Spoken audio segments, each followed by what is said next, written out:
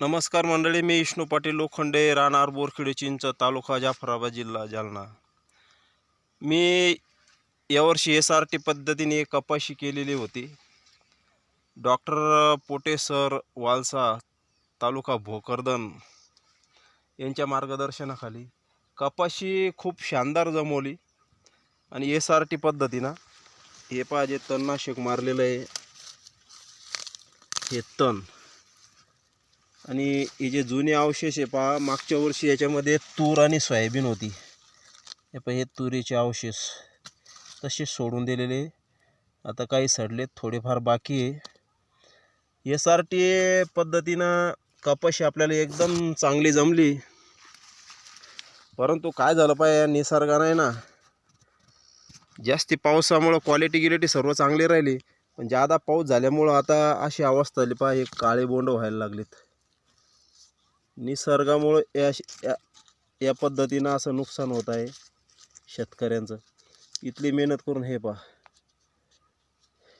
वर क्वालिटी एकदम सुपर आहे. कारण SRT पद्धतीनं शेंड्यापर्यंत बोंड आहेत, बोंड बी चांगल्या प्रकारे लागलेले आहेत.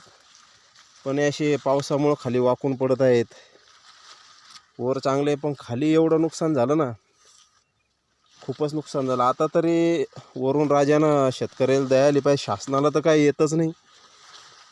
परंतु नुकसान एवढं साहेब, तुम्हाला आता वरून तुम्हाला कपाशी चांगली दिसू राहिली, पण खालची जर अवस्था बघितली ना, या पद्धतीने पहा, असा कापूस खाली पडू राहिला आहे. हे पहा पहा, हे शेतकऱ्याची दशा. काय करावं, अशा पद्धतीने कापूस खाली लोंबकळू राहिला आहे.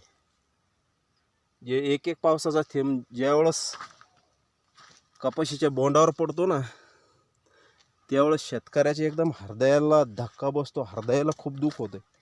हे बघून घ्या कशी अवस्था होऊ राहिली. ही नवीन SRT पद्धती, नवीन तंत्रज्ञान, बगर मशागत शेती, या पद्धतीने शेती कपाशी एकदम शानदार आलेली बा.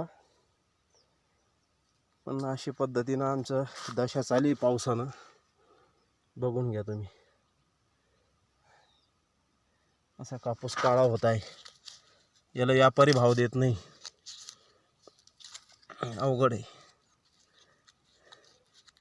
काय करावं काही सुचेना. शेतकरी लढतो खूप, माल एकदम सुपर आला मेहनत करून. ही आपली SRT पद्धती कपाशी, पण पावसानं सगळी घाण लावलीत. बघून घ्या.